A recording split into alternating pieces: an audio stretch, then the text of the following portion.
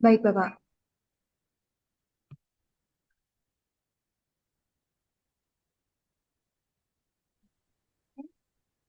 Assalamualaikum warahmatullahi wabarakatuh. Selamat siang, Om Swastiastu, Namo Buddhaya, salam kebajikan. Yang saya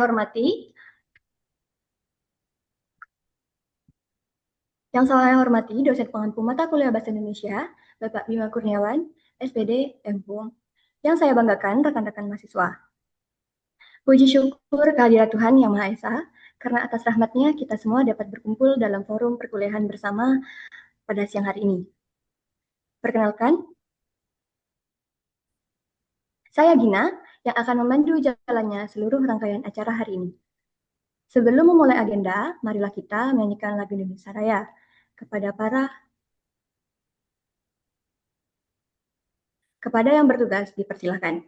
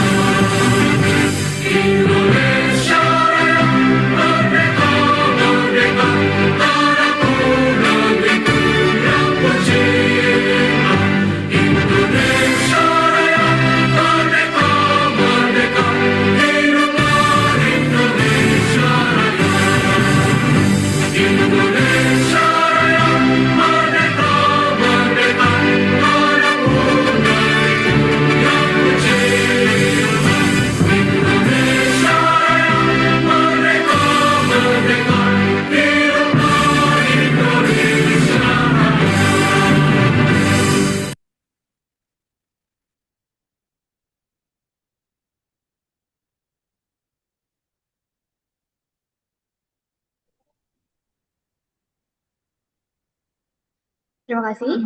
Sebelum kita lanjut ke agenda berikutnya, bisa silakan kepada seluruh mahasiswa untuk menyalakan kamera demi keperluan dokumentasi bersama kita pada siang hari ini.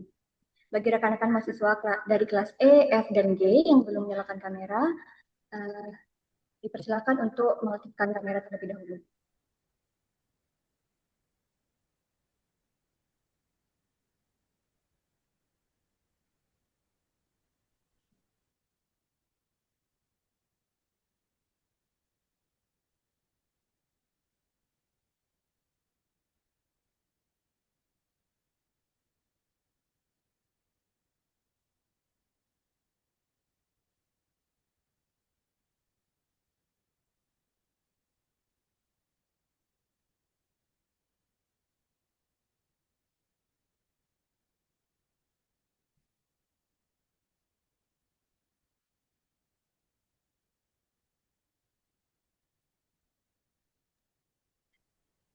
Baik, karena ada 3 slide, saya mulai untuk slide pertama atau sesi pertama.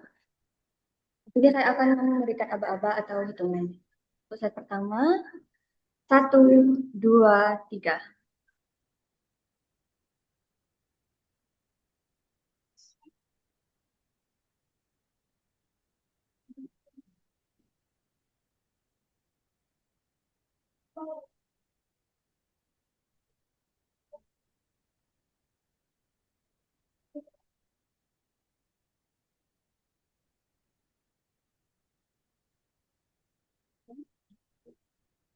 Baik, yang selanjutnya sesi kedua dalam hitungan eh, untuk sesi kedua bisa di-cam terlebih dahulu ya teman-teman. Teman-teman yang belum on-cam bisa on-cam terlebih dahulu dikarenakan masih banyak yang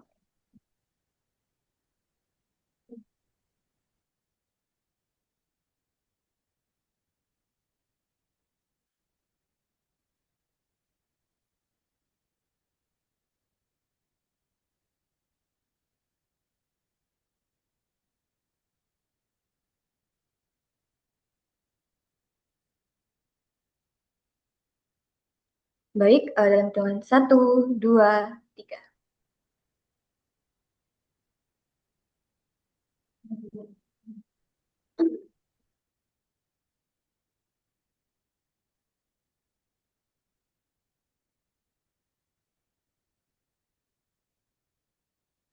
Baik, untuk slide ketiga atau sesi ketiga, masih banyak dari teman-teman yang belum on-cam, bisa on-cam dulu ya teman-teman.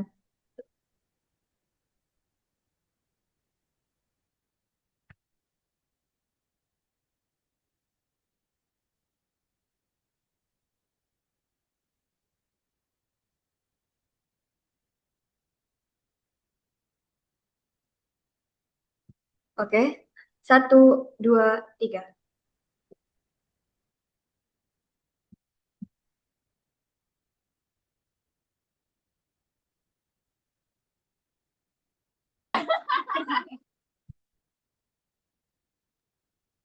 Baik, untuk sesi keempat, satu, dua, tiga.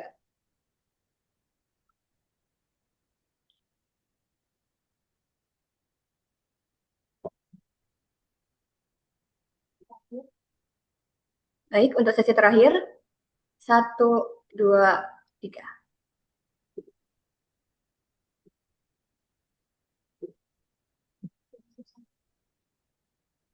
Baik, sudah selesai.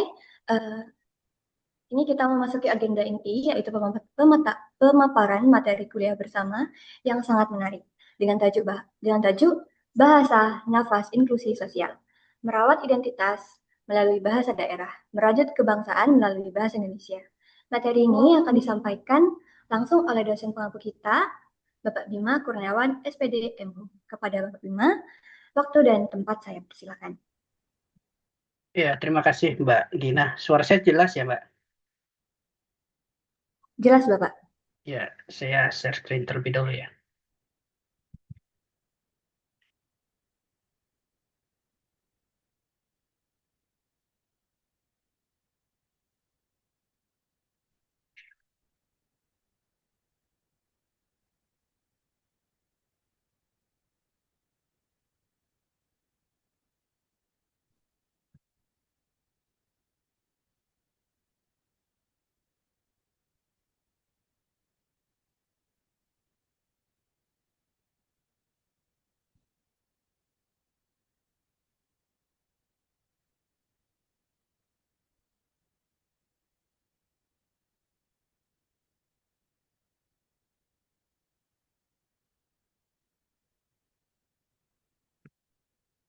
Ya, apakah untuk paparan saya sudah tampil di layar teman-teman? Sudah Bapak. Ya, kita Iya, mulai. Pak. Ya, Bismillah. Assalamualaikum warahmatullahi wabarakatuh. Selamat, Waalaikumsalam. Waalaikumsalam warahmatullahi Waalaikumsalam wabarakatuh. warahmatullahi ya, wabarakatuh. selamat siang rekan mahasiswa sekalian. Alhamdulillah kita ketemu lagi. Dan untuk pertemuan kali ini kita akan mencoba mensintesiskan, ya, mengintisarikan apa yang telah teman-teman lakukan di dalam periode wawancara dan observasi. Nah, adapun tema yang saya ingin angkat adalah bahasa nafas inklusi sosial yang merawat identitas melalui bahasa daerah, merajut kebangsaan melalui bahasa Indonesia. Nah, ini semua tema yang saya angkat ini tidak terlepas dari apa yang telah saya simak dan kumpulkan dari hasil wawancara dan observasi teman-teman. Nah, jadi kita fokus kepada apa sih temuan-temuan yang telah teman-teman dapatkan di dalam wawancara dan observasi. Nah, yang perlu diingat teman-teman bahwa Indonesia itu merupakan rumah dari berbagai budaya. Ya, Indonesia itu merupakan rumah dari berbagai bahasa. Nah, artinya dari berbagai bahasa yang beragam, berbagai budaya yang beragam, kita hidup berdampingan ya antara bahasa satu dengan yang lain. Jadi tidak heran ketika berinteraksi kita mendapati seseorang dengan bahasa lain, dengan budaya lain. Itu lumrah. Karena dari Sabang sampai Merauke itu ya memiliki ciri khasnya masing-masing, termasuk di dalamnya bahasa. Nah, kita hidup di Madura ini hanya segelintir kecil, teman-teman. Ya, kita hanya segelintir kecil. Kita hidup berdampingan ya dengan berbagai bahasa, dan segelintir kecilnya itu yang telah teman-teman dapatkan dan peroleh ya melalui observasi dan wawancara. Jadi tidak banyak ya, namun tetap kita melihat di dalam konteks masyarakat di Madura ya, dari hasil temuan yang teman-teman peroleh ya baik melalui wawancara dan observasi, setidaknya saya menyimpulkan ada 4 pola penggunaan bahasa. Yang pertama ya adanya penggunaan bahasa Jawa, Madura, dan Indonesia secara bersamaan. Ya, di mana di dalam konteks ini, individu yang menggunakan ketiga bahasa ini bisa silih berganti menggunakan bahasa sesuai dengan konteks, ya sesuai dengan mitra tuturnya, teman bicaranya. Ya, yang kedua, ada penggunaan bahasa Madura dan Indonesia. Ya, sebagian besar individu yang menggunakan dua bahasa ini, mereka adalah masyarakat asli dari Madura. Ya. Yang ketiga, penggunaan bahasa Jawa dan Indonesia secara bersamaan. Nah, kedua bahasa ini digunakan oleh individu yang hadir dari luar Pulau Madura. Biasanya dari wilayah sebelah ya, tetangga ya, dari Jawa kalau kita sebut ya. Nah, yang ketiga, hanya menggunakan bahasa Madura. Nah, di sini yang teman-teman temukan ya baik secara observasi maupun wawancara, adanya ketidakidealan. Ya, jadi hanya menggunakan satu bahasa Madura, dan ini individu yang menggunakan hanya bahasa Madura ya berarti mereka asli orang Madura. Nah, nanti untuk penjelasan lebih lanjut itu ada di slide selanjutnya ya. Nah, teman-teman, kita mengamati interaksi di lapangan yang teman-teman telah lakukan. Jadi, hubungan interaksi atau memunculkan identitas itu bisa diamati dari penggunaan bahasa, teman-teman. Nah, baik yang secara langsung, nah kalau secara langsung mudah ya, saya seorang dosen, atau saya seorang mahasiswa, saya berasal dari Jawa. Identitas diungkapkan secara langsung. Yang kedua, identitas itu tidak diucapkan secara langsung, tetapi secara implisit, ya, implikatur, teman-teman. Ya, sebagai seorang pengajar, saya menginginkan kedisiplinan. Nah, ketika saya menyampaikan itu depan teman-teman, berarti saya mengidentitaskan diri saya sebagai seorang dosen. Ya. Yang ketiga, terkadang identitas itu muncul dari sikap atau posisi. Ya, sebagai seorang pendidik, saya ingin mahasiswa saya memiliki integritas. Nah, identitas itu ditunjukkan dari diri dan sikap saya. Nah, yang ketiga, yang terakhir, yang keempat, bahwasannya identitas itu bisa muncul dari penggunaan bahasa, penggunaan dialek. Nah, terkadang kalau kita melihat teman kita berbahasa Jawa, ya kita pasti sudah menentukan identitasnya ya. Ya berarti orang Jawa tuh.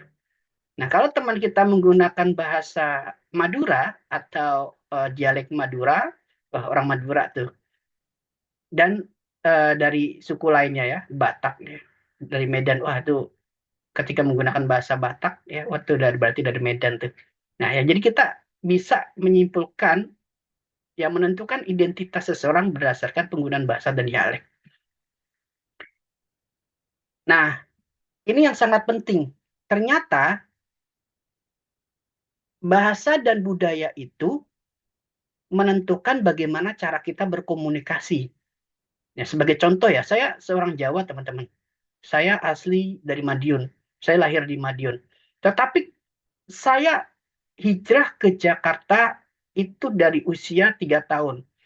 Nah, sejak itulah budaya Jakarta membentuk identitas saya.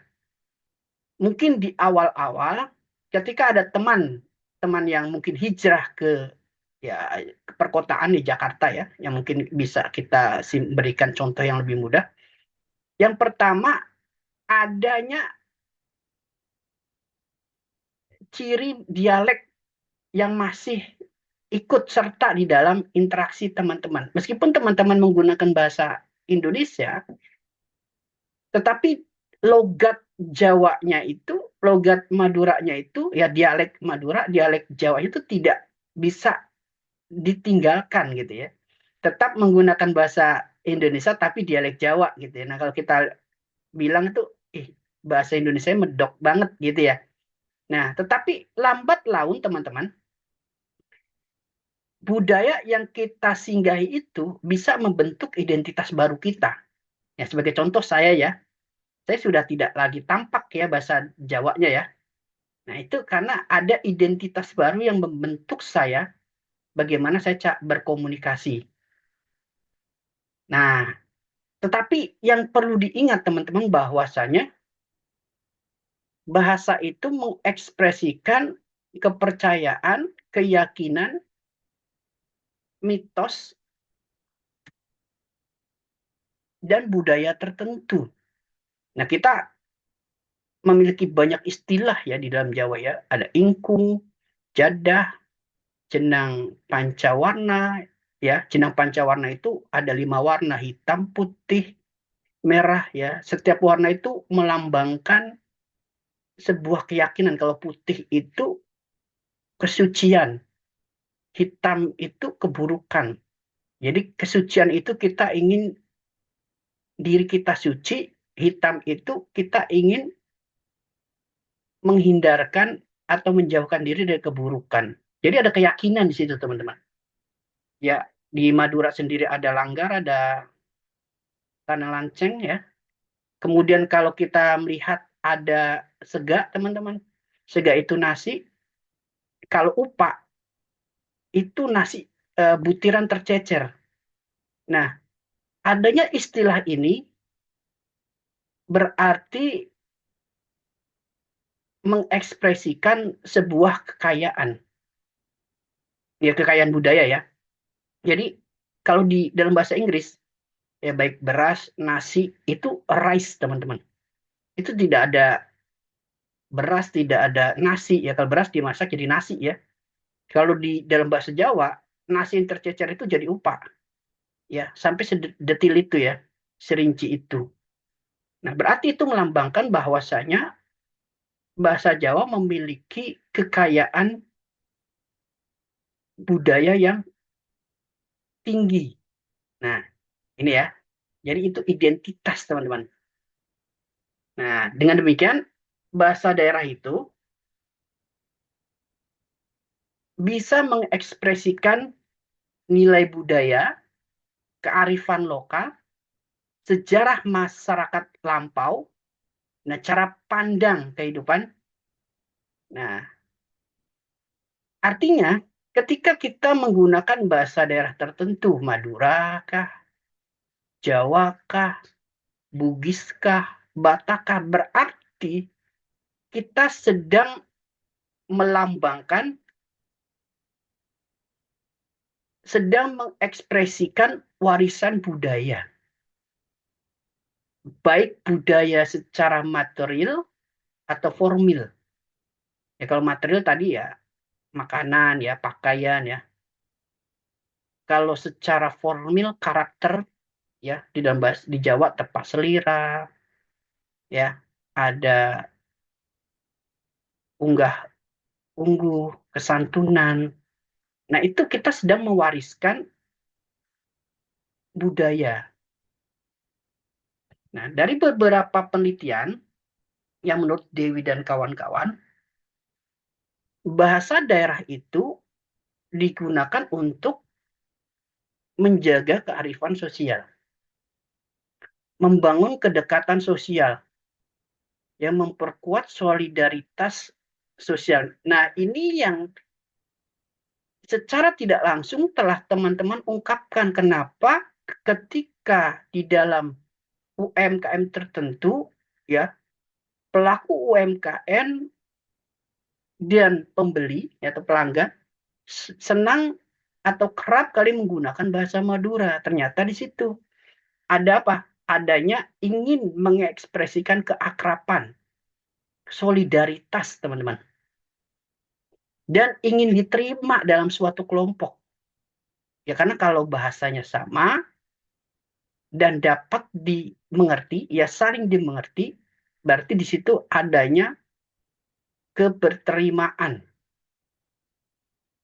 Nah, yang paling penting adalah bahasa daerah itu menjaga keberagaman budaya Indonesia.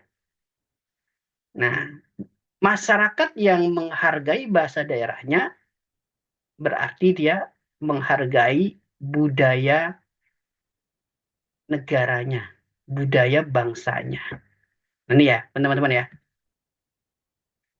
Nah, kalau tadi bahasa daerah itu sebagai ekspresi untuk keakraban, kedekatan, solidaritas. Nah, bahasa Indonesia itu sebagai penghubung.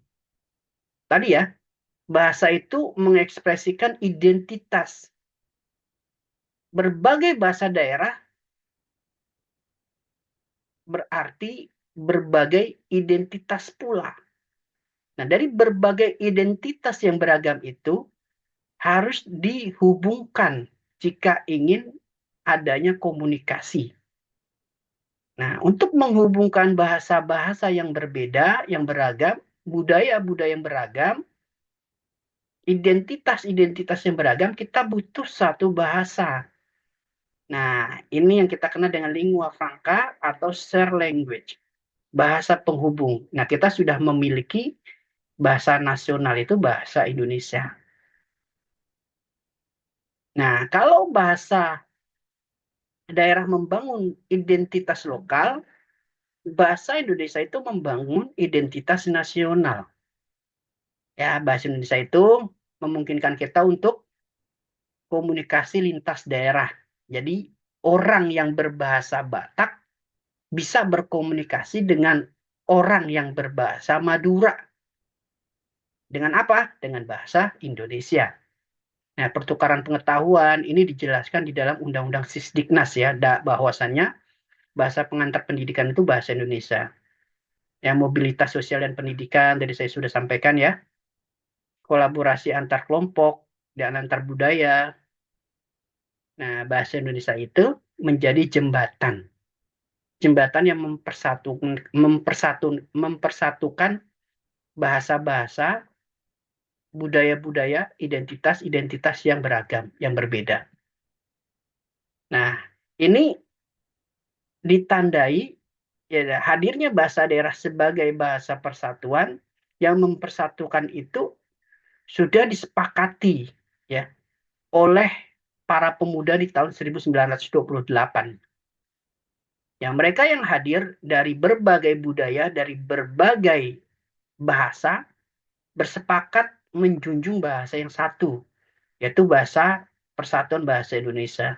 Menjunjung berarti bukan meniadakan, ya berbeda dengan mengakui, mengaku bertumpah darah, mengaku berbangsa, hanya mengaku. Jadi yang lainnya tidak diakui. Kalau menjunjung berarti bukan berarti meniadakan. Menjunjung berarti kita bersama bersepakat memiliki bahasa persatuan bahasa Indonesia, tetapi kita tidak meniadakan fungsi dan peran bahasa daerah kita masing-masing. Gitu ya. Nah, itu fungsi dan peran Sumpah Pemuda di tahun 1928. Nah, ini kenapa tadi saya sampaikan bahwa ketika suatu wilayah itu hanya berbahasa satu, ya misalkan tadi yang saya sampaikan ya, teman-teman temukan ada individu yang hanya berbahasa Madura. Jadi ketika berkomunikasi dengan bahasa selain bahasa Madura tidak bisa. Ya, jadi komunikasi itu tidak berjalan. Nah, ini kenapa saya sebut tidak ideal? Karena pada dasarnya setiap orang Indonesia ya yang berkebangsaan Indonesia memiliki identitas kebahasaan ganda. Artinya apa?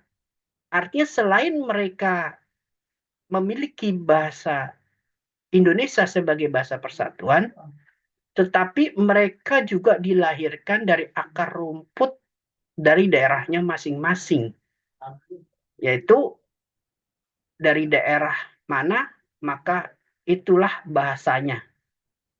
Gitu ya. Ketika mereka berasal dari bahasa Jawa, ya bahasanya bahasa Jawa. Ketika mereka berasal dari suku Sunda, ya dari Bandung, ya bahasanya bahasa Sunda. Dari Medan, ya bahasa Batak.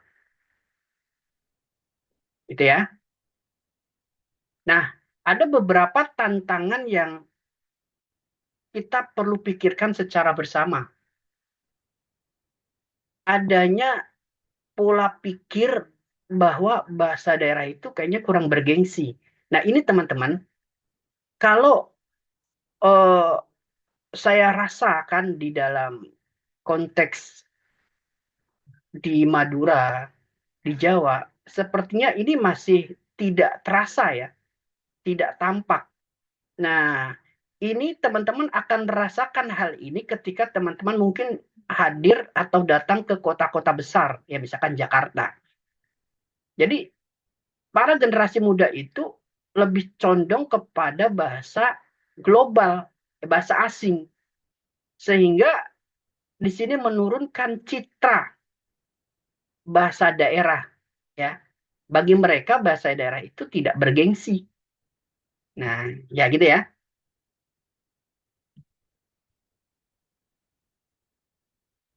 Nah, padahal ketika kita ingin menjaga identitas, kita ingin menghidupkan nafas kedaerahan, nafas inklusi sosial, nafas kebangsaan, maka ada hal yang perlu kita cermati, ya, bahwa semua bahasa daerah itu harus diakui, dihargai, ya. Artinya tidak ada bahasa yang lebih unggul daripada bahasa lain. Bahasa Jawa lebih unggul dari bahasa Madura. Oh, tidak, ya. Semua bahasa itu sama, memiliki ciri khasnya masing-masing yang digunakan oleh masyarakat lokal untuk berinteraksi. Nah, kita perlu melibatkan penggunaan bahasa. Nah, kalau di teman-teman mungkin yang di Madura mungkin ada muatan lokal bahasa Madura ya, yang di Jawa ada muatan lokal bahasa Jawa, yang di Jawa Barat muatan lokalnya bahasa Sunda. Nah, itu teman-teman harus libatkan itu. Harus teman-teman pelajari sebagai warisan budaya. Agar apa? Agar bahasa yang di lingkungan teman-teman itu tidak punah. Ya. Jadi masih ada calon-calon penutur. Ini ya, teman-teman ini memiliki peran yang krusial. Ya, tadi saya sampaikan ketika teman-teman hidup di Pulau Madura, ya muatan lokal di dalam pendidikan formalnya, ya pendidikan menengah ya, itu ada bahasa Madura. Ya berarti teman-teman pelajari. Ya barangkali ada dialek-dialek tertentu, tingkatan-tingkatan tertentu yang mungkin teman-teman belum pahami gitu ya. Di Jawa sendiri, ya orang Jawa, itu meskipun mereka sehari-hari menggunakan bahasa Jawa, tetapi ada beberapa kelompok yang tidak menguasai bahasa dalam tingkatan tertentu ya, bahasa kromo ya, bahasa halus. Nah, ini biasanya didapatkan di dalam pendidikan menengah formal. Nah, ya. Nah, selain mempelajari bahasa daerah, nah teman-teman juga di sini harus menggunakan bahasa Indonesia secara santun. Karena bahasa itu menunjukkan identitas teman-teman. Identitas teman-teman sebagai mahasiswa, sebagai seorang yang terpelajar, terdidik, ketika teman-teman menggunakan bahasa Indonesia yang aut-autan, ya terlebih ofensif, ofensif itu kasar ya, ya apa namanya mengandung cacian, hinaan, maka identitas teman-teman itu akan tercoreng, ya. Itu akan menurunkan identitas teman-teman sebagai seorang terpelajar, gitu ya. Katanya orang terdidik, gitu, tetapi kok ngomongnya ya berbicaranya tidak karuan, gitu. Nah, teman-teman memiliki media sosial, banggalah teman-teman dengan bahasa teman-teman, bahasa Indonesia, bahasa daerah teman-teman. Nah, media sosial ini bukan sebagai ruang untuk caci maki, tetapi teman-teman bisa gunakan untuk mempromosikan, memperkenalkan bahasa daerah teman-teman, ya, tuturan yang santun dari teman-teman. Nah, sehingga ketika teman-teman mempromosikan misalkan bahasa daerah tertentu, maka mungkin teman-teman dari media sosial teman-teman yang di luar atau bukan dari wilayah yang sama dengan teman-teman, maka mereka juga akan setidaknya mengetahui, gitu ya. Nah, jadi menjaga bahasa berarti teman-teman menjaga identitas. Menjaga bahasa daerah teman-teman berarti teman-teman menjaga kebangsaan, menjaga kedaerahan teman-teman.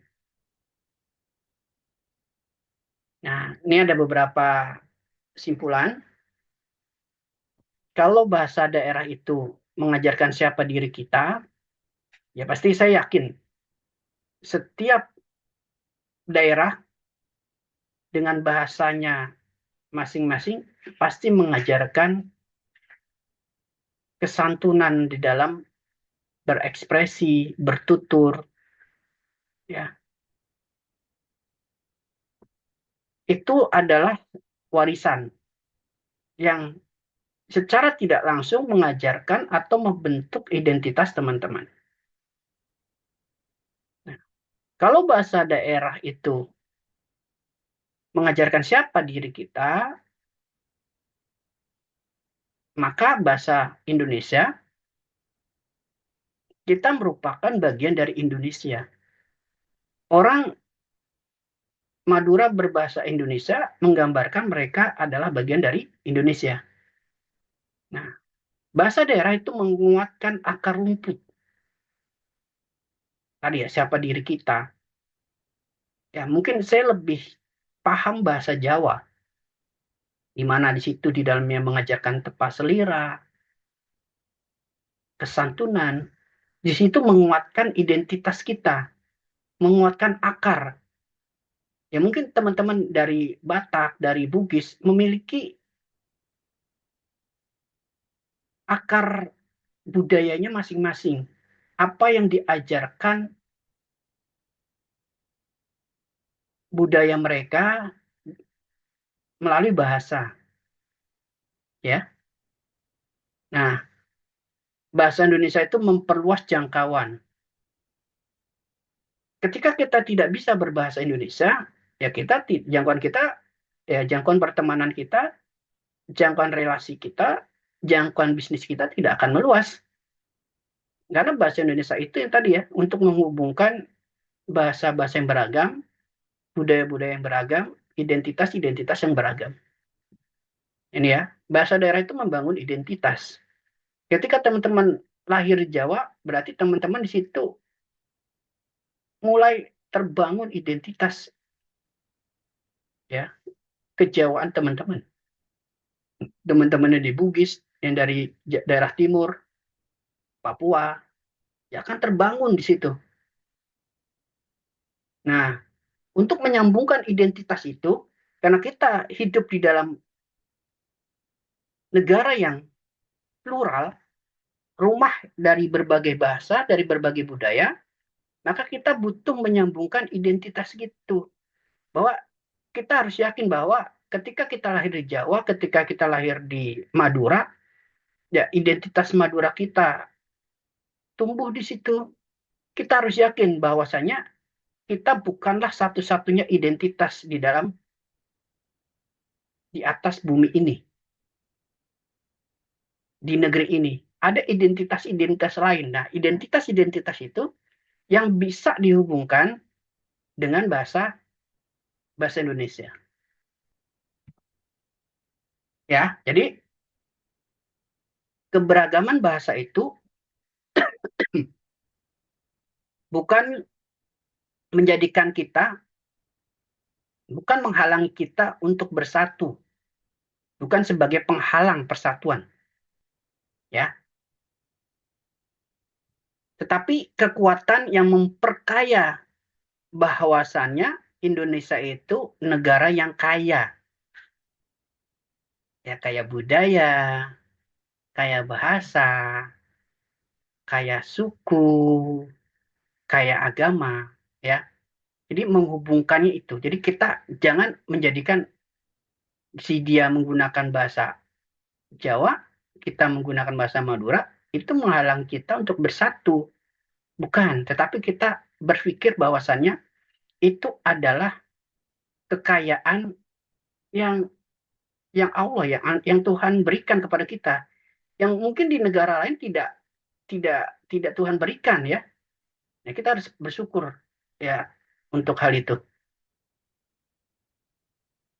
Nah, bahasa Indonesia, bahasa daerah membangun identitas, bahasa Indonesia hubungkan identitas ya. Semuanya merupakan nafas dari inklusi sosial. Ya, karena menurut Leonard Bloomfield bahwa bahasa itu seperti nafas manusia. Kita berpikir bahwa nafas itu ya biasa saja. Mungkin kita tidak anggap penting karena ya kita setiap hari bernafas gitu ya. Nah, ketika kita menganggap penting nafas itu ketika mungkin ya kita ada sesak napas atau mungkin sakit, flu, pilek gitu ya. Maka kita mulai menyadari oh pentingnya nafas. Sama bahasa seperti itu. Ya bahasa karena kita dalam keseharian kita menggunakan bahasa itu, kita seolah-olah menganggap bahwa bahasa itu tidak penting. Padahal itulah nafas inklusi sosial, nafas yang menghubungkan, yang mengintegrasikan kepentingan-kepentingan kita, keseharian kita, ya, di dalam bermasyarakat berbangsa dan bernegara. Nah, itu mungkin teman-teman yang bisa saya sampaikan terkait dengan masalah hasil temuan dan hasil temuan wawancara dan observasi yang teman-teman lakukan, yang saya sintesiskan dan intisarikan di dalam konteks bahasa sebagai nafas inklusi sosial. Kita membutuhkan bahasa dalam berbagai interaksi, ya interaksi ekonomi, ya bisnis, keseharian, ya edukatif, pendidikan dan sebagainya. Bahasa itu penting karena ketika kita tidak memahami suatu bahasa dan kita ingin berkomunikasi dengan bahasa yang kita tidak pahami, maka komunikasi itu tidak akan terjalin, tidak akan terbangun. Itu ya, teman-teman. Terima kasih. Saya kembalikan ke Mbak Gina.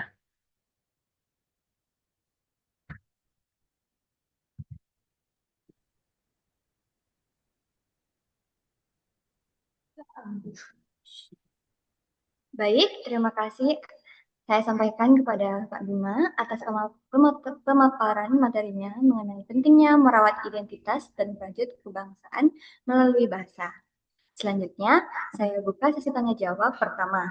Bagi rekan-rekan mahasiswa, baik dari kelas E, F, maupun G yang ingin mengajukan pertanyaan, dipersilahkan untuk menggunakan fitur raise hand.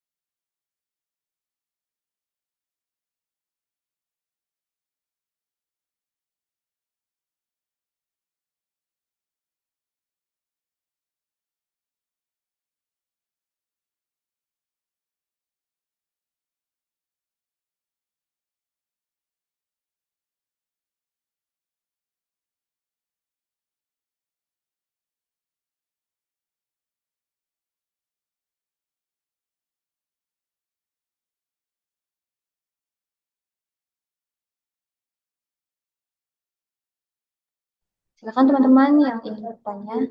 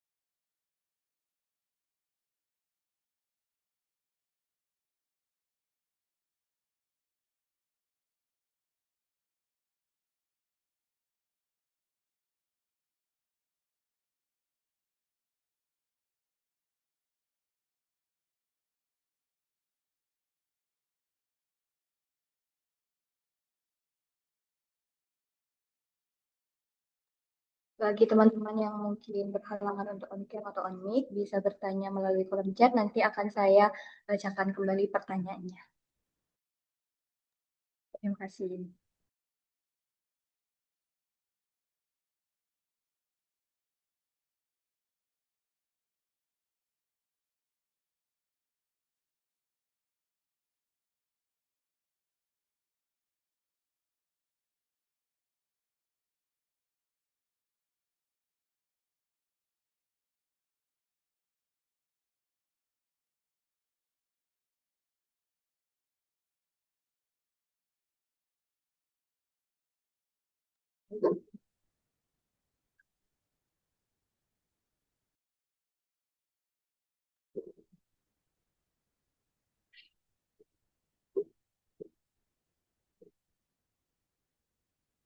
Baik, karena tidak ada pertanyaan, eh,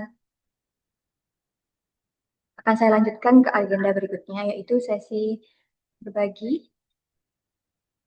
mengenai materi penyusunan proposal. Sesi ini akan dipresentasikan oleh rekan kita, yaitu Laurencia. Waktu dan presentasi disediakan. Waktu presentasi yang disediakan adalah 10 menit kepada Saudari Lauren di Pasir.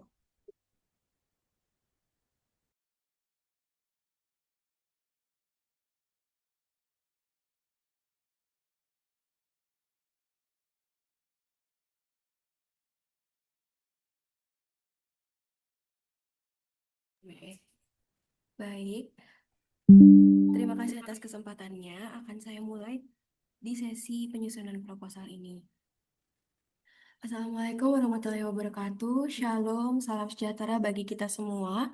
Om Swastiastu, Namo Buddhaya, salam kebajikan.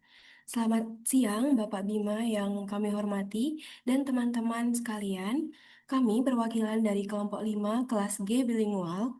Hari ini kami akan mempresentasikan proposal penelitian yang sudah kami susun berdasarkan tema yang Bapak berikan. Pertanyaan dasar yang kami angkat adalah, apakah bahasa hanya alat komunikasi dalam ekonomi atau ia memiliki peran yang lebih dalam? Itulah yang akan coba kami gali dalam proposal ini.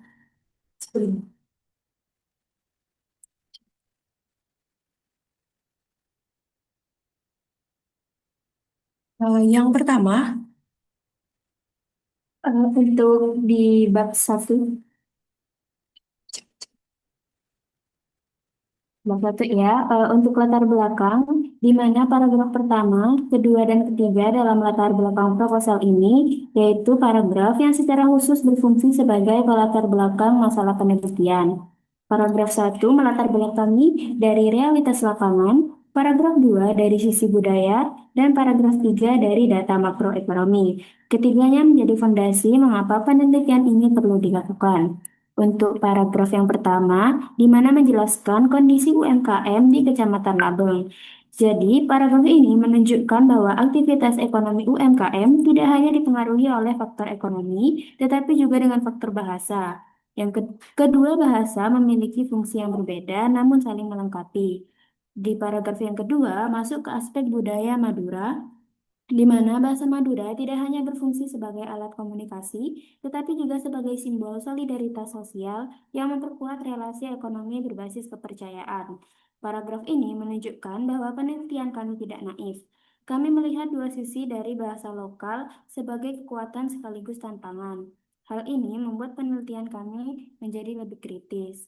Untuk paragraf yang ketiga, kami mengutip data dari Kementerian Koperasi dan UKM tahun 2023 yang menunjukkan UMKM berkontribusi sekitar 61% terhadap PDB nasional dan menyerap lebih dari 97% tenaga kerja.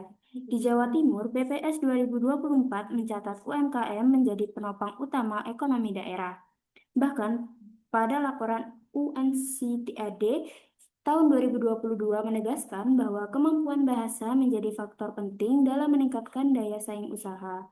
Fungsi paragraf ini adalah meyakinkan audiens bahwa topik penelitian kami sangat penting secara ekonomi dan tidak hanya secara kebahasaan. Baik, selanjutnya untuk paragraf keempat. Paragraf keempat ini memetakan penelitian-penelitian yang sudah ada sebelumnya. Kami merangkum bahwa penelitian terdahulu menunjukkan bahasa memiliki nilai ekonomi. Bahasa membangun kedekatan sosial dalam transaksi lokal, dan bilingualisme dapat meningkatkan fleksibilitas komunikasi. Fungsi paragraf keempat ini adalah menunjukkan bahwa penelitian kami memiliki landasan teori yang kuat. Kami tidak memulai dari nol. Kami membangun di atas penelitian para ahli seperti Heller, Rinayanti, Nugroho, dan juga Lestari. Selanjutnya untuk paragraf kelima ini merupakan salah satu paragraf yang terpenting, karena paragraf kelima merupakan celah penelitian atau research gap. Meskipun sudah ada penelitian tentang bahasa dan juga ekonomi, sebagian besar studi masih bersifat umum dan kuantitatif. Belum secara spesifik mengkaji interaksi antara bahasa lokal dan juga bahasa nasional dalam konteks ekonomi pada masyarakat Madura. Selain itu, pendekatan kualitatif yang mampu menggali pengalaman, strategi, dan juga makna penggunaan bahasa oleh pelaku UMKM masih terbatas. Inilah alasan mengapa penelitian kami perlu dilakukan, karena masih terdapat kesenjangan penelitian yang signifikan mengenai hubungan bahasa lokal dan aktivitas ekonomi pada masyarakat Madura. Selanjutnya merupakan paragraf ke-6 yang menjelaskan kebaruan atau novelty penelitian kami. Penelitian kami menawarkan kebaruan dengan mengkaji secara mendalam peran bahasa Madura dan bahasa Indonesia dalam aktivitas ekonomi UMKM di Kecamatan Labeng melalui pendekatan kualitatif. Penelitian kami menempatkan bahasa tidak hanya sebagai alat komunikasi, tetapi sebagai bagian dari praktik sosial dan juga ekonomi. Untuk selanjutnya yaitu paragraf yang ketujuh, yang dimana menjelaskan mengapa penelitian ini penting untuk segera dilakukan, yaitu urgensi penelitian ini terletak pada pentingnya memahami peran bahasa dalam mendukung keberlanjutan dan daya saing UMKM. Jadi, penelitian ini tidak hanya penting secara akademik, tetapi juga bermanfaat bagi masyarakat UMKM secara nyata. Untuk paragraf 8, yakni paragraf terakhir, berfungsi sebagai penegasan fokus, yang dimana kami menegaskan bahwa penelitian ini difokuskan pada analisis peran bahasa Madura dan bahasa Indonesia dalam aktivitas ekonomi UMKM di Kecamatan Labeng, dengan menekankan pada penggunaan, fungsi, serta makna kedua bahasa tersebut dalam praktik ekonomi sehari-hari.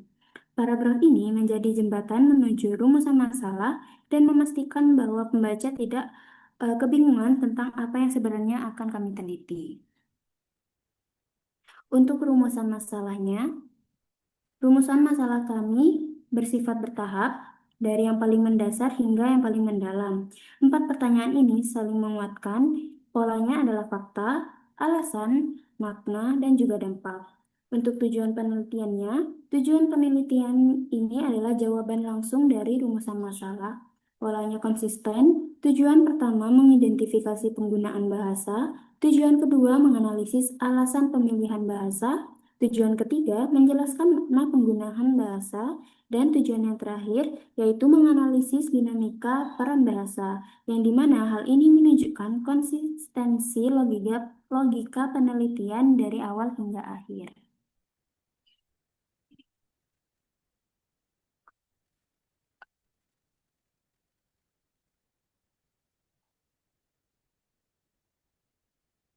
Selanjutnya yaitu 1.4 manfaat penelitian. Oh ya, manfaat kami bedakan menjadi teoritis dan juga praktis. Kami akan sebutkan secara ringkas. Manfaat teoritis ada 4, memperkaya literatur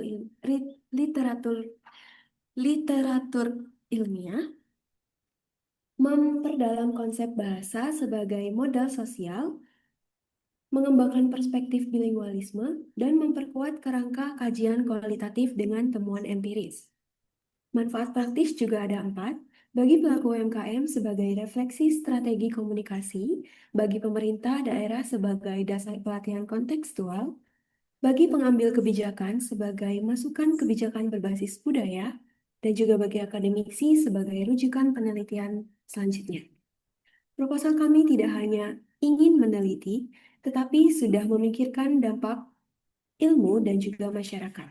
Ini merupakan ciri penelitian kami.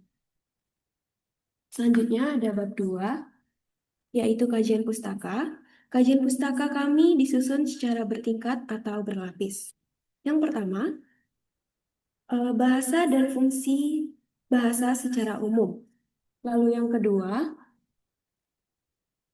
kedua adalah bahasa Indonesia dan bahasa Madura secara spesifik. Yang ketiga, sosiolinguistik sebagai pisau analisis utama. Dan lapisan terakhir yaitu lapisan keempat, konsep UMKM. Dan yang lapisan terakhir, peran bahasa dalam aktivitas ekonomi UMKM. Dengan susunan ini, setiap lapisan teori menjadi fondasi bagi lapisan berikutnya. Hal ini bukan sekadar kumpulan teori, tetapi bangunan teori yang terintegrasi.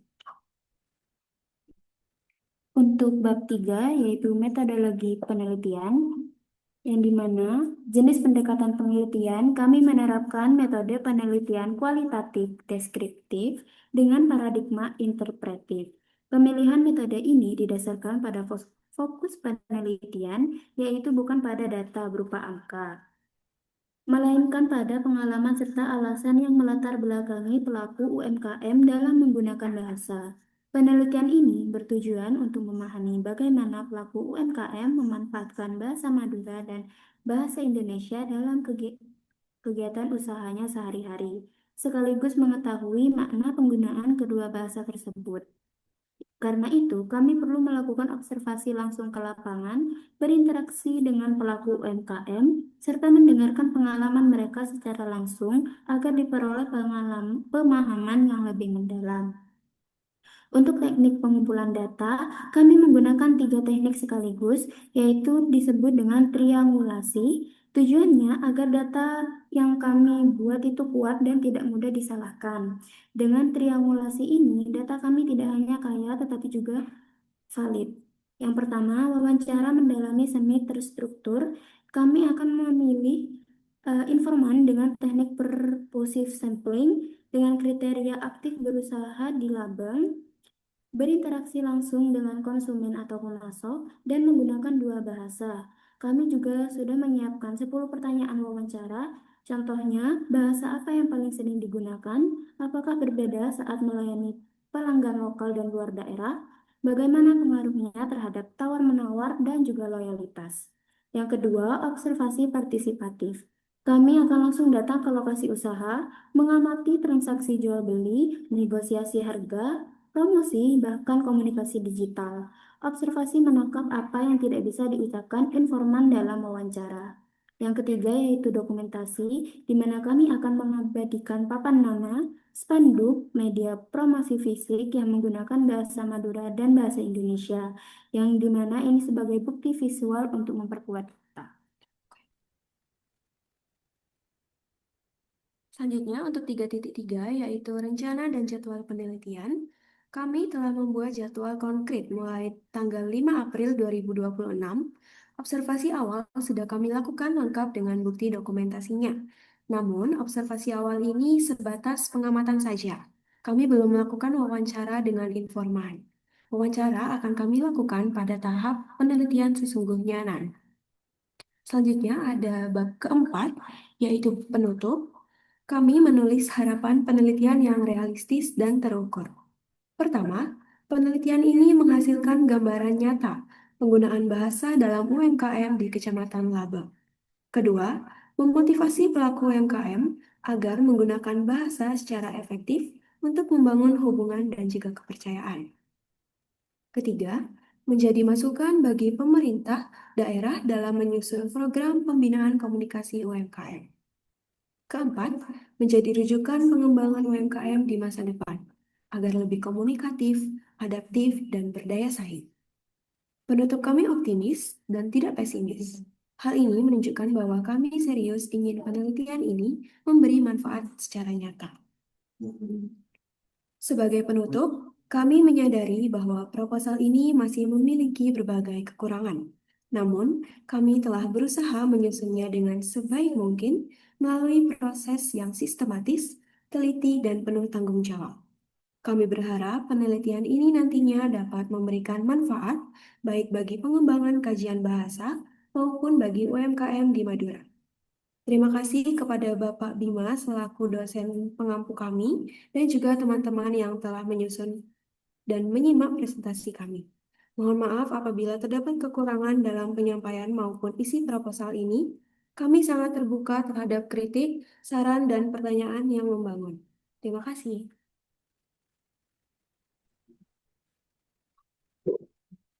Baik, terima kasih Saudari Lauren atas laporan praktik penyusunan proposal yang baik. Sangat apa yang telah dipaparkan sangat bermanfaat untuk kita semua. Selanjutnya, mari kita simak sesi berbagi presentasi, hasil wawancara, dan observasi yang akan dibawakan oleh rekan kita, Saudari Aida dari KSF. Waktu yang disediakan sama, itu 10 menit. Kepada Aida, dipersilakan. Baik, terima kasih atas kesempatannya. Assalamualaikum warahmatullahi wabarakatuh. Selamat siang, Bapak Bima. Selamat siang, teman-teman. Pada kesempatan kali ini, saya akan mempresentasikan mengenai hasil observasi dan wawancara yang telah kelompok kami laksanakan dengan judul penggunaan bahasa Indonesia dan bahasa Madura dalam pengembangan UMKM di Kecamatan Teraga. Sebelumnya, perkenalkan, saya Aida Nurhayati Zaskia dengan NIM 242 dari kelompok 7 kelas F. Bisa ke slide selanjutnya, Pak. Terima kasih. Untuk yang pertama, latar belakang. Bahasa merupakan alat komunikasi yang sangat penting dalam kehidupan manusia, termasuk dalam kegiatan ekonomi. Di Kecamatan Teraga, Kabupaten Bangkalan, penggunaan bahasa Madura masih dominan dalam aktivitas sehari-hari, termasuk dalam kegiatan UMKM. Namun, bahasa Indonesia juga mulai digunakan untuk menyesuaikan komunikasi dengan konsumen dari berbagai latar belakang. Tolong di slide, Kak. Terima kasih. Kemudian, rumusan masalah dan tujuan penelitian. Untuk rumusan masalah yang pertama, apa bahasa yang digunakan pelaku UMKM di Kecamatan Teraga? Kemudian, mengapa pelaku UMKM menggunakan bahasa Indonesia dan bahasa Madura? Selanjutnya, bagaimana penggunaan bahasa mempengaruhi interaksi dengan konsumen? Dan yang terakhir, bagaimana dampak penggunaan bahasa terhadap pengembangan UMKM? Kemudian, tujuan penelitian. Yang pertama, untuk mengidentifikasi bahasa yang digunakan oleh pelaku UMKM di Kecamatan Teraga. Menganalisis alasan penggunaan bahasa Indonesia dan bahasa Madura dalam kegiatan usaha UMKM, mengetahui pengaruh penggunaan bahasa terhadap interaksi antara pelaku usaha dan konsumen, serta menganalisis dampak penggunaan bahasa terhadap perkembangan UMKM di Kecamatan Teraga. Lanjutkan. Terima kasih. Untuk metode penelitian yang kami gunakan, untuk jenis penelitiannya yaitu penelitian kualitatif, yang merupakan metode penelitian yang digunakan untuk memahami suatu fenomena secara mendalam berdasarkan kondisi nyata di lapangan. Untuk teknik pengumpulan datanya, kami melakukan observasi, wawancara, dan juga dokumentasi. Dan cara memperoleh datanya, kami mengamati aktivitas UMKM secara langsung, melakukan wawancara dengan pelaku UMKM, dan juga mengumpulkan foto dan catatan dalam penelitian.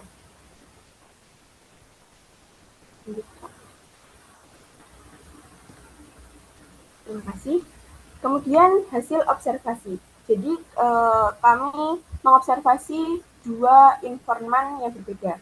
Untuk informan yang pertama, berdasarkan hasil observasi, Mbak Fitria ini yang merupakan penjual pentol yang berjualan di Jalan Raya Suramadu, Rumah Masaran Laok, Kecamatan Teraga, Kabupaten Bangkalan. Dalam aktivitas jual beli, Mbak Fitria ini lebih sering menggunakan bahasa Madura saat berinteraksi dengan pelanggan.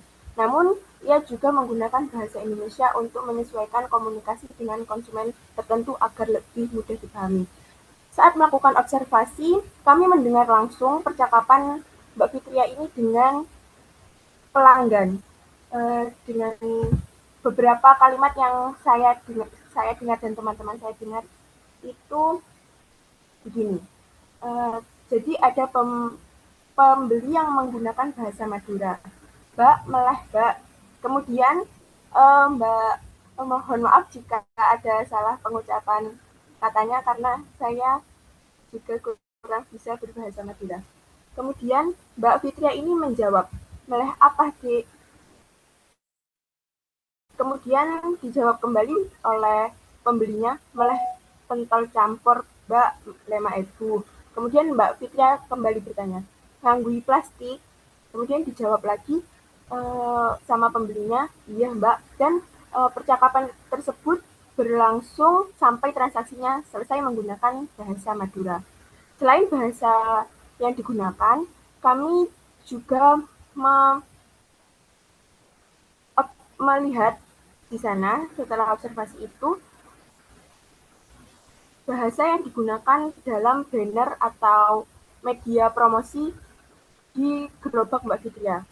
Di gerobak Mbak Fitria itu menggunakan 3 bahasa sekaligus, yaitu bahasa Indonesia, bahasa Inggris, dan juga bahasa Madura. Jadi di gerobak Mbak Fitria itu ada tulisan pentol gas dan juga slogan yang ditulis dijamin fresh dan nyaman onggu. Jadi dijamin fresh itu kan menggunakan bahasa Indonesia, kemudian dijamin itu menggunakan bahasa Indonesia, fresh itu bahasa Inggris, dan nyaman onggu itu menggunakan bahasa Madura. Kemudian untuk informan kedua, berdasarkan hasil observasi, Mbak Maria ini merupakan penjual rujak buah, buah potong, dan gorengan di Kecamatan Teragah, Kabupaten Bangkalan. Dalam kegiatan berjualan, Mbak Maria menggunakan bahasa Indonesia dan bahasa Madura secara bergantian sesuai dengan bahasa yang digunakan pelanggan. Menurutnya, penggunaan bahasa Indonesia penting untuk membantu mengurangi kesalahpahaman saat berkomunikasi. Saat observasi di lapangan, kami mendengar percakapan Mbak Maria ini dengan salah satu pelanggan menggunakan bahasa Indonesia. Kurang lebih seperti ini. Saat pembeli ini datang, Mbak Maria ini langsung bertanya, beli apa Mbak? Menggunakan bahasa Indonesia. Kemudian pembeli menjawab, buah Mbak. Dijawab kembali oleh Mbak Fitria, buah apa Mbak? Kemudian dijawab oleh pembeli, nanas aja Mbak. Dijawab kembali, berapa? Dan sampai selesai transaksi, Mbak Maria ini kami mendengar sudah menggunakan bahasa Indonesia dengan baik dan benar. Kemudian untuk di gerobak yang digunakan Mbak Maria ini berjualan, kami hanya menemukan tulisan rujak buah yaitu menggunakan bahasa Indonesia. Tidak ada seperti banner atau kalimat lain yang menggunakan bahasa selain bahasa Indonesia. Kemudian bisa lanjut Kak.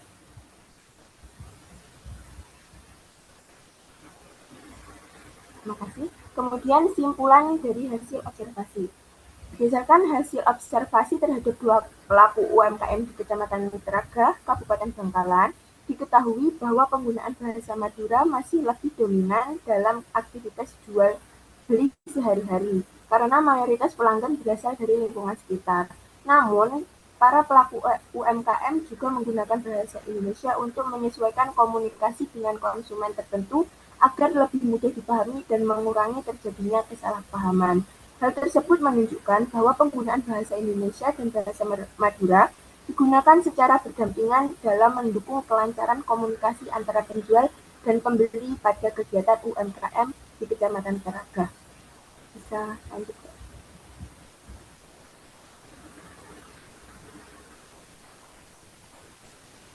Dan selanjutnya hasil wawancara.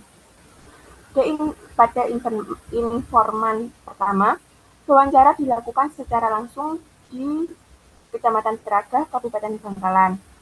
Kepada Mbak Fitria selaku penjual pentol, wawancara terdiri dari 3 pertanyaan yang membahas tentang bahasa yang digunakan saat berjualan, kemungkinan terjadinya kesalahpahaman karena bahasa yang digunakan pelanggan, serta pentingnya penggunaan bahasa Indonesia dan interaksi dengan konsumen.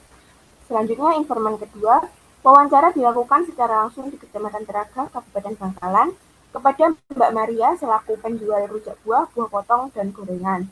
Wawancara terdiri dari 4 pertanyaan yang membahas penggunaan bahasa Indonesia dan bahasa Madura dalam kegiatan jual beli, bahasa yang digunakan pelanggan, kemudian kemungkinan kesalahpahaman saat berkomunikasi, serta pentingnya penggunaan bahasa Indonesia dalam berinteraksi dengan konsumen.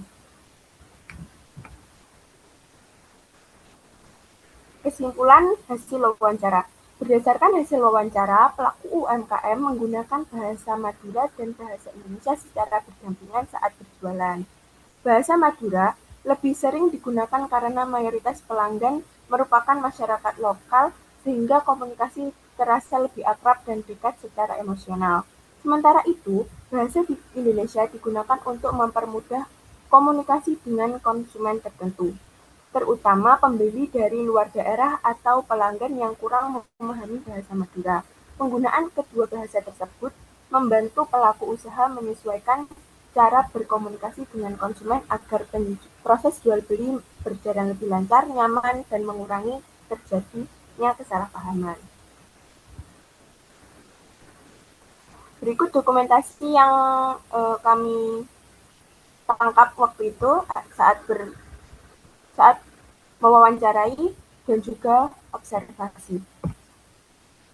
Selanjutnya, Pak. Kemudian kesimpulan terakhir. Untuk kesimpulan ini akan saya kaitkan dengan rumusan masalah dan juga tujuan penelitian yang kami lakukan. Untuk rumusan masalah yang pertama, yaitu apa bahasa yang digunakan pelaku UMKM di Kecamatan Teraga, dan juga tujuan penelitian untuk mengidentifikasi bahasa yang digunakan oleh pelaku UMKM di Kecamatan Teraga telah terjawab dari hasil observasi dan hasil wawancara, yaitu bahasa yang digunakan adalah bahasa Madura dan bahasa Indonesia secara berdampingan. Dengan bahasa Madura sebagai bahasa yang lebih dominan karena mayoritas konsumen berasal dari masyarakat lokal. Kemudian rumusan masalah yang kedua, mengapa pelaku UMKM menggunakan bahasa Indonesia dan bahasa Madura, dan tujuan penelitian menganalisis alasan penggunaan bahasa Indonesia dan bahasa Madura dalam kegiatan UMKM terjawab, yaitu dengan bahasa Madura digunakan untuk menciptakan komunikasi yang lebih akrab dan dekat dengan konsumen lokal, sedangkan bahasa Indonesia untuk mempermudah komunikasi dengan konsumen tertentu serta mengurangi kesalahpahaman. Untuk rumusan masalah yang ketiga, yaitu bagaimana penggunaan bahasa mempengaruhi interaksi dengan konsumen, dan tujuan penelitian untuk mengetahui pengaruh penggunaan bahasa terhadap interaksi antara pelaku usaha dan konsumen, terjawab dengan penggunaan kedua bahasa membantu pelaku UMKM menyesuaikan cara berkomunikasi dengan konsumen sehingga interaksi menjadi lebih lancar, nyaman, dan efektif, serta mampu mengurangi kesalahpahaman dalam proses jual beli. Kemudian, rumusan masalah yang terakhir, bagaimana dengan penggunaan bahasa terhadap perkembangan UMKM dan tujuan penelitian untuk menganalisis dampak penggunaan bahasa terhadap perkembangan usaha UMKM di Kecamatan Teraga, dijawab dengan penggunaan bahasa Madura dan bahasa Indonesia yang saling melengkapi, mendukung kelancaran komunikasi antara penjual dan pembeli. Komunikasi yang baik membantu membangun hubungan yang positif dengan konsumen, sehingga dapat mendukung perkembangan UMKM di Kecamatan Teraga. Dengan demikian, penggunaan kedua bahasa tersebut saling melengkapi dan mendukung kelancaran interaksi antara pelaku usaha dan konsumen, sehingga tujuan penelitian mengenai penggunaan bahasa UMKM telah terjawab. Terima kasih. Mungkin cukup sekian yang dapat saya sampaikan. Untuk kurang lebihnya mohon maaf. Terima kasih. Wassalamualaikum warahmatullahi wabarakatuh. Selamat siang.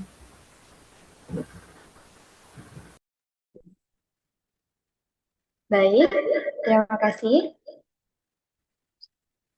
kepada Saudari Ida atas presentasi materi hasil wawancara dan observasinya yang sangat luar biasa.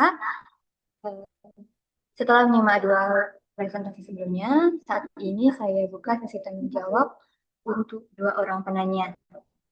Silakan bagi teman-teman yang ingin bertanya seputar materi proposal dan hasil observasi dari Saudari Lenden dan Saudari Ida, bisa menggunakan fitur raise hand atau bisa mengetik di kolom chat.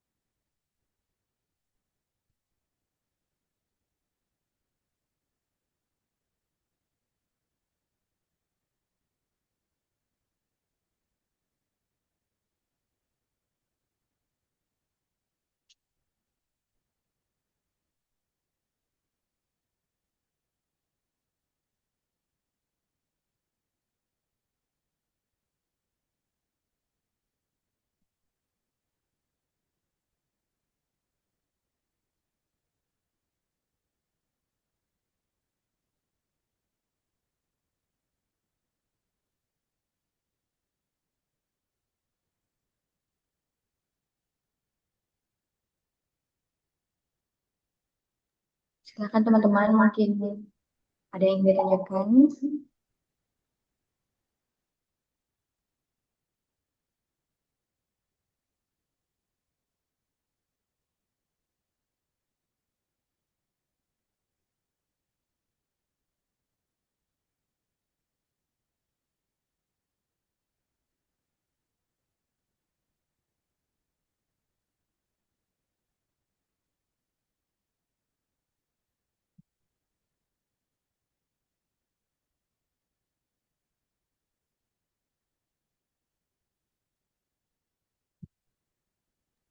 Sebelumnya mohon izin Bapak, ini ada saudara Farel akan bertanya, namun tanyanya akan ditulis dan masih dalam proses.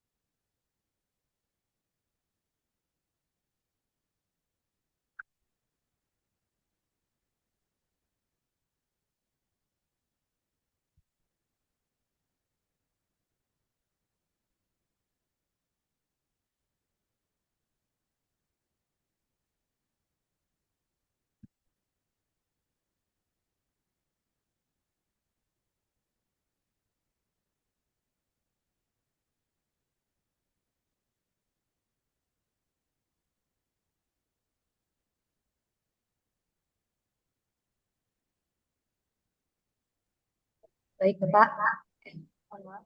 Baik teman-teman, di sini ada pertanyaan dari Saudara Muhammad Alfarel Ghazali dengan NIM 004. Pertanyaan ini diperuntukkan kepada kedua kelompok.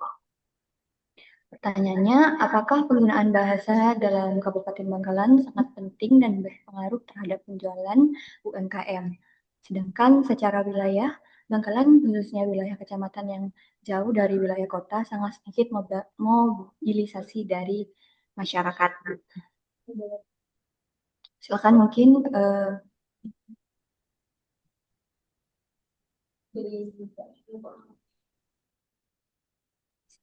silakan untuk kelompok Lauren mungkin bisa dijawab terlebih dahulu. Baik, izin menjawab pertanyaan dari Farel. Terkait pertanyaan tersebut, menurut kelompok kami, penggunaan bahasa itu memang penting dalam UMKM, tetapi bukan faktor yang paling menentukan penjualan. Apalagi di daerah yang mobilitas masyarakatnya masih rendah, seperti beberapa wilayah di Bangkalan ini, konsumen biasanya lebih mempertimbangkan kualitas produk, harga, dan juga kebutuhan mereka. Tapi penggunaan bahasa yang tepat tetap membantu membangun keakraban dan juga kepercayaan pelanggan. Jadi komunikasi dalam proses jual beli bisa menjadi lebih nyaman dan juga lancar. Sekian dari jawaban kami. Terima kasih.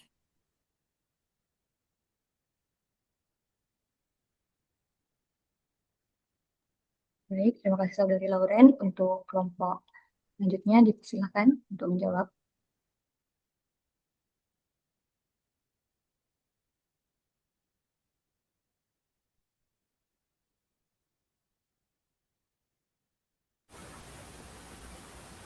Baik, terima kasih untuk pertanyaannya. Izin menjawab. Menurut kelompok kami, bahasa sebenarnya tidak terlalu berpengaruh untuk terhadap penjualan UMKM. Seperti yang sudah disampaikan Kak Lawrence tadi, apalagi untuk wilayah kecamatan yang jauh dari wilayah kota. Namun, kalau dari kalau dari kelompok kami kan ini observasi dan wawancara dilakukan di Jalan Raya Suramadu. Itu untuk kecamatan yang mobilitasnya itu lebih tinggi dari kecamatan lain itu masih sangat berpengaruh. Pengaruhnya mungkin tidak langsung kayak menjadi menjadi penjualannya itu lebih tinggi, namun pengaruhnya terhadap kesan pelanggannya. Oh, komunikasi dengan penjual yang ini bahasanya itu nyaman, kemudian efektif dan tidak menimbulkan kesalahpahaman.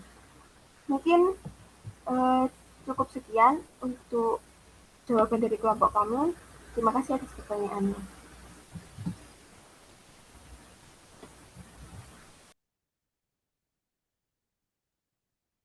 Baik, terima kasih kepada Saudari Aida atas jawabannya. Selanjutnya, pertanyaan yang kedua dari Saudari Sonia Dewi Nur Aida. Pertanyaannya ditujukan sepertinya kepada kedua kelompok. Jika bahasa Madura terbukti meningkatkan kepercayaan pelanggan lokal, tetapi bahasa Indonesia jika bahasa Madura terbukti meningkatkan kepercayaan pelanggan lokal, tetapi bahasa Indonesia memperluas pasar, bagaimana pelaku UMKM menyeimbangkan kedua fungsi tersebut? Untuk pertanyaan ini bisa dijawab oleh kelompok dari Saudari Lauren terlebih dahulu.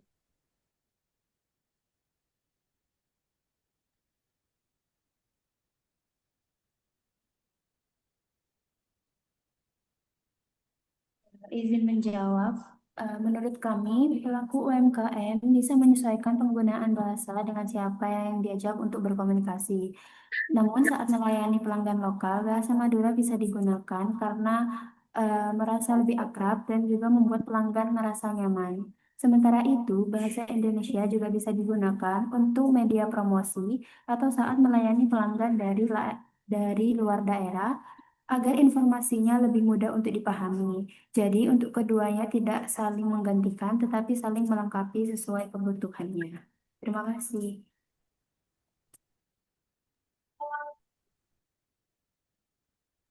Baik, terima kasih untuk jawabannya. Selanjutnya, untuk kelompok saudari Aida dipersilakan untuk menjawab.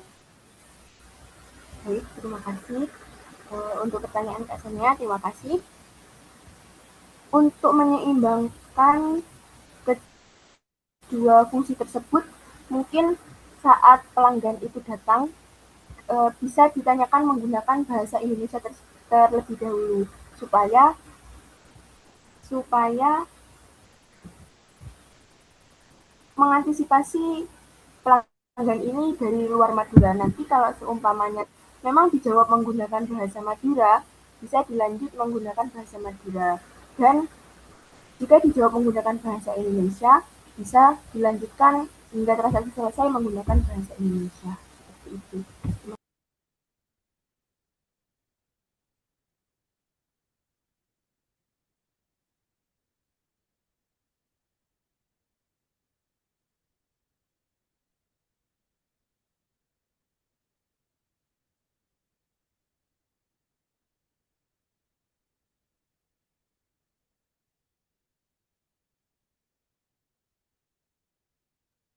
Baik, terima kasih kepada saudari Aida atas jawabannya.